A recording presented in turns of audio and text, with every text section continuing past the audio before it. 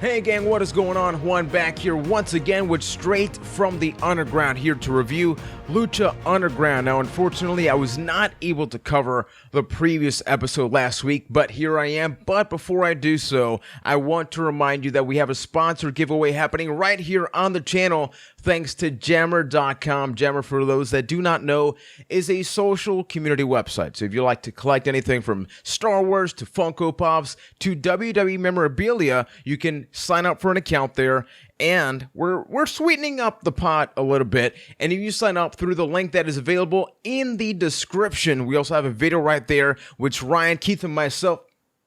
Ryan's in a Lucha Underground video. All right, the point is you have a chance to win an Undertaker collectible. For all the information, hit the description. Giveaway ends on March 6th. The winner is announced on the March 8th edition of the podcast right here on the channel. So with that being said, as I mentioned, unfortunately, I was not able to review the previous episode of Lucha Underground, and I think that was the best episode of the season so far because of Joey Ryan, because of the outstanding main event featuring Prince Puma. Ricochet, that guy is just amazing. I've mentioned it in previous reviews. That guy's going to end up in WWE at some point, right? I want to give a quick comment, because that's going to come up here, that I wasn't able to bring up for the previous episode. I love what they're doing with Cortez. The fact that, yes, he is an undercover cop alongside Joey Ryan, but when we get to the temple, nobody knows about that except us. So it is like a movie where sometimes you get to see the villain or the good guy is actually a bad guy, but nobody else knows that in the movie except you, the viewer. So it's cool that we get to see his involvement with Chavo Guerrero and how they're basically downplaying him, and they're featuring Cisco as like the top bad guy of the crew, and Cortez is just sort of there. So just something that may be brought up every now and then, but I absolutely love it. Overall impressions on episode 5, the latest episode of Lucha Underground right now, I thought it was pretty good. It was heavier on the wrestling than other episodes. I'm not saying that's a bad thing, but it was less focused on the promos. So I thought we got some things at the end, which we'll obviously get to, featuring Katrina and the main event for the next episode. But let's get to directly all of the things that occurred. We kicked off the show with a promo featuring Vampiro and involving all of the things that happened with Pentagon Jr. in the previous season, where Pentagon Jr. is his apprentice, etc., sort of playing to everything that has been happening. Even in this season, we continue to get a lot of camera shots over to Vampiro in the commentary booth whenever Pentagon Jr. is involved in the action. And with this promo, you know they're leading to something eventually. We don't really know what, because I honestly thought it was just sort of done with the match they had in the previous season, but apparently it's gonna turn into something. I don't know what right now. But we go to the first match, Jack Evans versus PJ Black. PJ Black, formerly Justin Gabriel in the WWE. This guy lost his first Lucha Underground match, which I thought was an okay decision. I'm not really for it or against it, as long as it's a good match, which it was. This one leads to yet another loss. Now, it was more of an accidental loss because Drago appeared in the temple. He tried to distract Jack Evans, and unfortunately cost him. He accidentally got Jack Evans to actually win the match with the world's greatest backslide cover. I wish I could somehow pull that off. Maybe, DDP Yoga, that can definitely help out in some way. I'll be honest, I'm not the biggest fan of Jack Evans. I don't really like his look. I don't like the way he sells. The fact that a match will start and he sells like Dolph Ziggler turned up to 100. This man is like a hybrid between the Young Bucks, Dolph Ziggler, and just, I don't know, man. I'm just not feeling it. Same thing I wasn't feeling with Cobra Moon. There are just some things here that, although I love the product, just some people don't really seem to fit in the temple. And Jack Evans, I'm just going to say, I'm being honest here, not really feeling it. PJ Black, though, I'm curious as to what they're going to do with him here. Maybe he's going to eventually turn heel because he keeps losing matches. So maybe they're going to play to the whole, hey, I come here looking for an opportunity, but yet I keep losing nonstop. What's going to happen? But tremendous talent. It was a really fast-paced match, from the springboard, spinning roundhouse kick, aka Trouble in Paradise. you will see that as the show progressed, the matches became slower. And I'm not saying that's a bad thing. I actually really enjoyed that. But this match was just in fast forward all the time, but a pretty good opener. Now, upon returning from commercial break, we are treated to the second match of the night. Already in the ring is the Gift of the Gods champion, King Cuerno, who is about to battle Killshot. Now, we'll talk about King Cuerno a little bit more at the end of this review. So getting directly to the match, like the previous one, it was fast-paced. Although I like that at one point they just had this sort of a stare down where they were sort of analyzing what they were going to do next. As I mentioned, they progressively, it seems like the matches may be the same because they're all athletic. I will probably bring this up in almost every review because we're primarily a WWE discussion channel. So for anybody that watches Lucha Underground for the first time, it's still going to take a lot of time to get used to this. Even myself, I've watched Ring of Honor, TNA, local wrestling here in Puerto Rico. I've watched some AAA, and watching Lucha Underground, I still got to get used to, the excessive use of kicks, the excessive use of, a slapping of the thigh for maximum impact. But I thought this match did something really great. Killshot is a guy he's on my radar. I'm not going to say he's one of my favorite guys in Lucha Underground, but King Cuerno, man, this guy is incredibly talented. It was a simple match, not a lengthy match by any stretch of the imagination. We got treated to multiple matches this show, and it ended with the thrill of the hunt for the 3 count. Now, what is going to happen next is that apparently he wanted to add a little bit of insult to injury, and he was going to deliver that crazy tombstone-like pile driver to Killshot. Phoenix comes in, makes the save, and prevents Killshot from becoming a victim of the hunter known as Cuerno. Now, immediately going to another match, we are treated to match number 3, which is a gauntlet match pitting the returning Tejano against all of the crew. In collective order, he had to battle Cisco, Cortez, and then the leader himself, Chavo Guerrero Jr. This was different because in other matches on the very show, you saw many people get big moves done to them, but they would kick out. But in this match, a super kick, which is something that happened all over the place. Any type of kick that would not even get a 1 count at some point magically got the crew to get themselves pinned. Now, I'm gonna just, completely remove that. Let's face facts. Whenever it's a gauntlet match, people are magically weaker.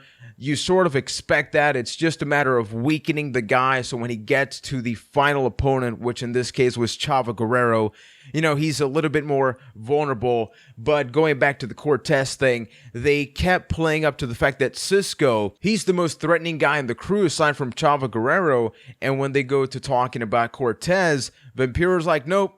Nobody cares about that guy. And I really like that because we're sort of in on the joke. Like, we understand what's going on here. So eventually, are any of them going to find out?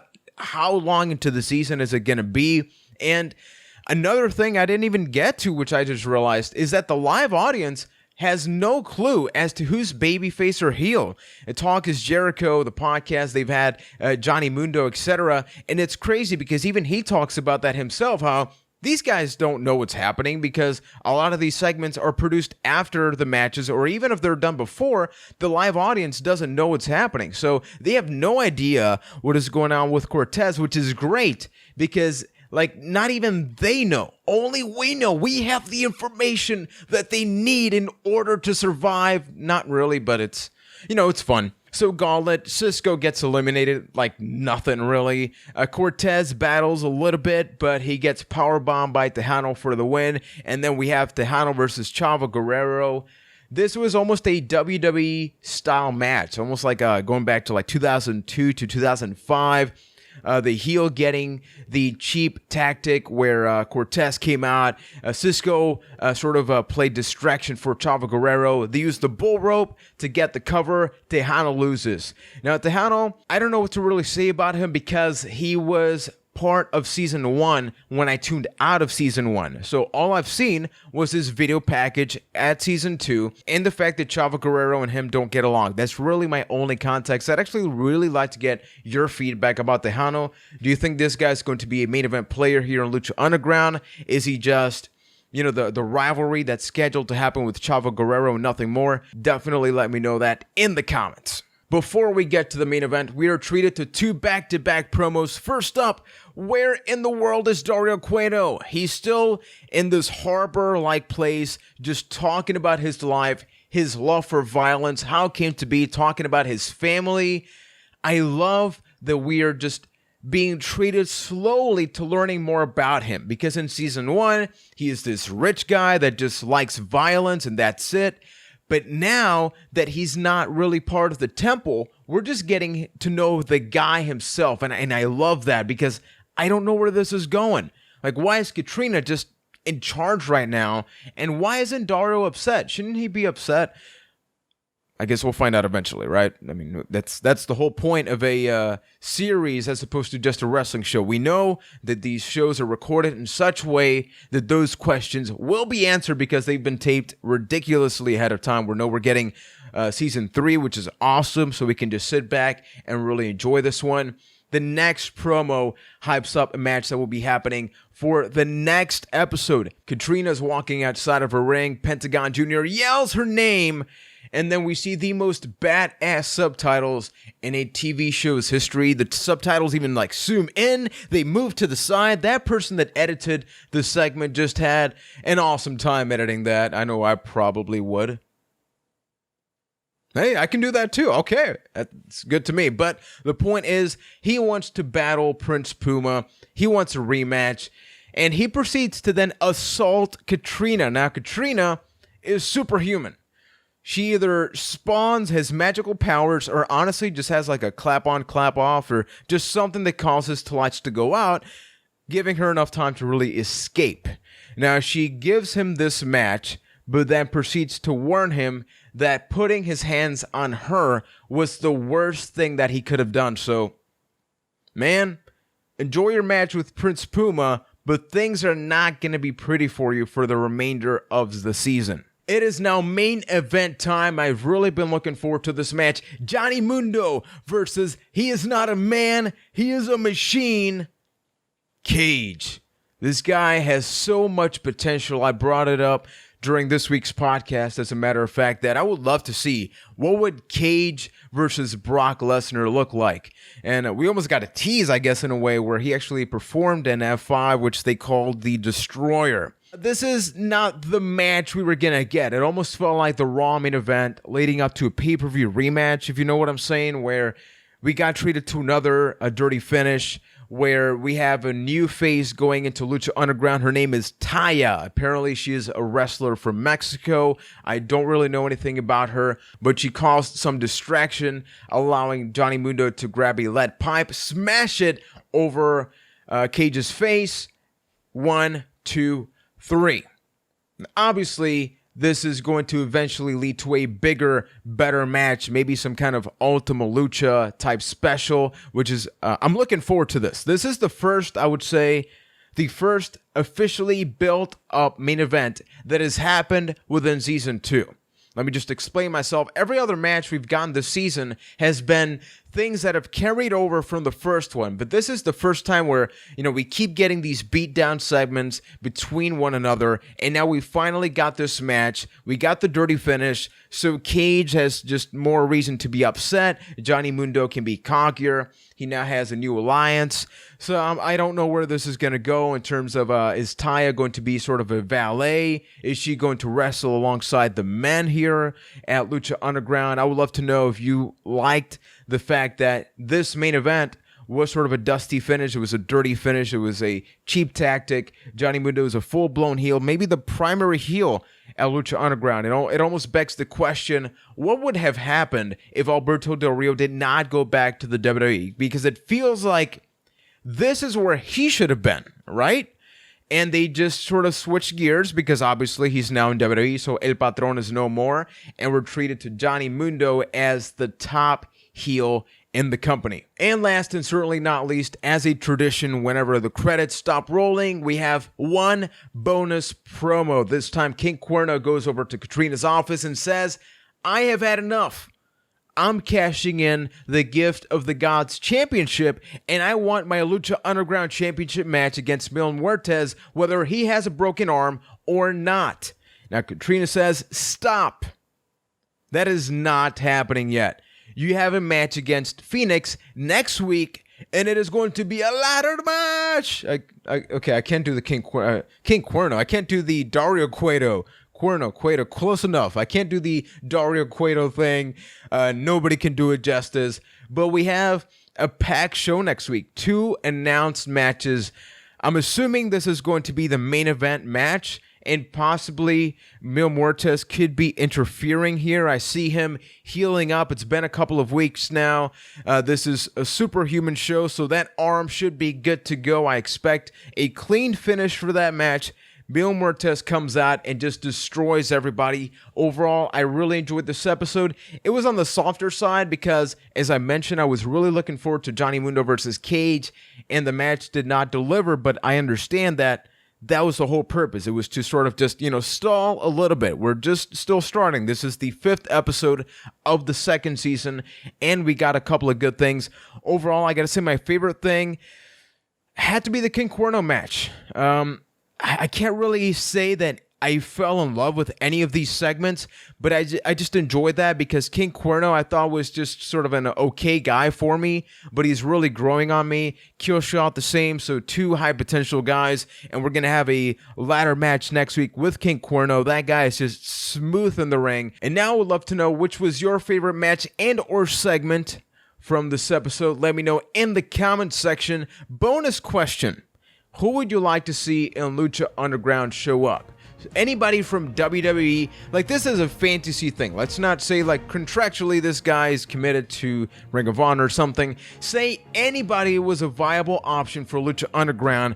Who would you like to see here? Like somebody like Undertaker could be amazing against Mil Muertes, considering the whole superhuman nature of both wrestlers. So let me know in the comment section. If you like this video, definitely like, subscribe, join the family. Make sure to listen to the podcast where we talk about WWE and everything happening around it, which is available every single Tuesday night. So guys, thank you for enjoying the Lucha Underground reviews. I really appreciate it. I appreciated the fact that last week I was not able to do it and actually got multiple comments stating, Juan, what happened to the review, man? That really means a lot to me, like you have no idea. So I will keep these coming as much as I can. Luckily, time zones are changing on March 13th, so it should make things a little bit easier for me, because right now Lucha Underground airs at 10 p.m., 9 p.m. My time, ends at 10, so while recording and everything, my job, I got to get me some sleep, so it's a challenge, but I will do my best. But until next time, thank you for watching, and we will be back with tons more right here on Byte That.